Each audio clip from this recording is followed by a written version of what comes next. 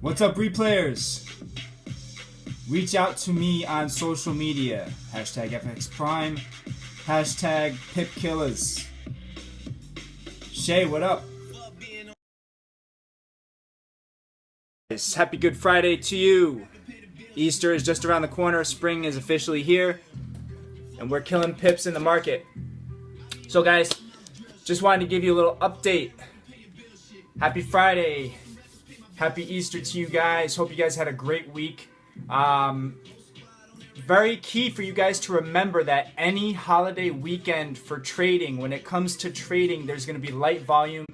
Kerr, what's up? Greg, what's up? Shay, what's up? Thank you for hopping in the room. Thank you for inviting people. I want to give you guys an update for the trade that we had for this entire week. It was absolutely a low volume week, but we still pulled 154 pips out of the week. Kerr, what's up? So where are we at, guys? I've been working on the system a little bit, and basically the short positions were initiated right here at 1318. We rode 1318 all the way down. We closed our position at around 1168 or 1180, depending on what your risk parameters were. And Julo, how are you? So basically, I told you guys that we were going to have a little sideways motion here, and the fact that we have Easter this weekend, a lot of traders, you got to realize this, a lot of big money players go away for the weekend, and the volume is likely to be light until Tuesday of next week. Okay? Now, when I talk about going on vacation, I'm not talking about for 2 days, to the Hamptons or something like that. Most people travel for a week, so we could have light volume up until next Wednesday. All right? So that is the state of the Forex markets. When you have big money players and people that work for banks going on vacation, the volume is going to lighten up. Ends, how are you? Thank you guys for hopping in. So we had this play here we took on Friday. All right, Friday, just before the closing bell last week, we took a short position at 1318. We rode this all the way down. I gave you guys commentary. You can check out all of the past videos on catch.me. I literally gave you guys commentary the whole way down. I told you that exactly where our supports were going to be and where we were going to find a little bit of support. And I also told you that we were going to drop through support once we hit resistance around these levels. We had resistance around 1210, 1220 in the euro, and then I told you it was going to drop through again. We did drop through, and then I said we were going to have resistance likely around this level here, right, which is about 1150, starting at 1150 to 1100 in the euro. We're going to have another flooring here. Now, I also said that this volatility that was created by the Fed announcement, okay, this huge spike created by the Fed announcement was not indicative of supply and demand, okay? This was indicative of a policy change, and that supply and demand would eventually reign true, and that is looking to be the exact case. Pujo, how are you? And so what do we do here? Well, I just wanted to hop on. My battery's dying on my iPad, but I wanted to let you guys know that I will be on Sunday night. We're going to talk about strategy for the upcoming week, next week.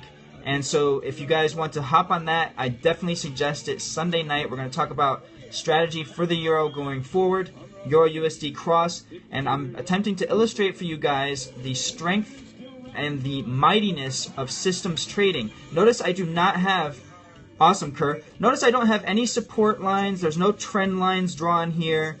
There's no hocus pocus. What this actually is a system that is taking hundreds of data points and telling me exactly where those data points line up for support and resistance to form and for momentum to be turning. So while you may not see the trend lines, while you may not see the support lines drawn on the screen itself, the computer is taking in those points and those prices into consideration when it's painting these candlesticks of when we should be going long and short.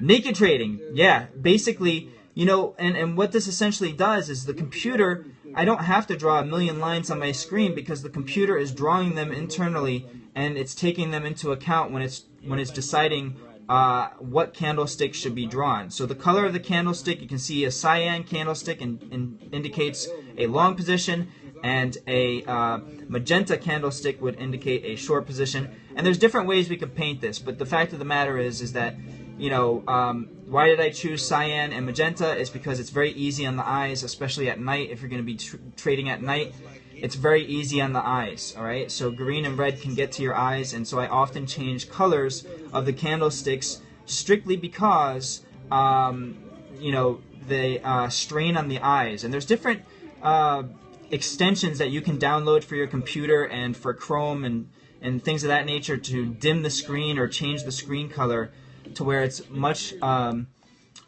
easier on the eyes, okay? So if you're going to be staring at a screen for any long period of time, you definitely need to take care of your eyes. That's one thing that I will tell you guys right off the bat.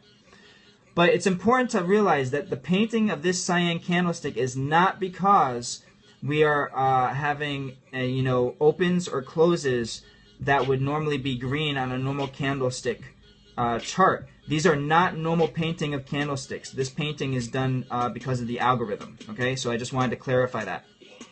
So you see, like here, we had a daily candle where we could have taken a long position, and then immediately, once we get up here, it tells us to take a short position.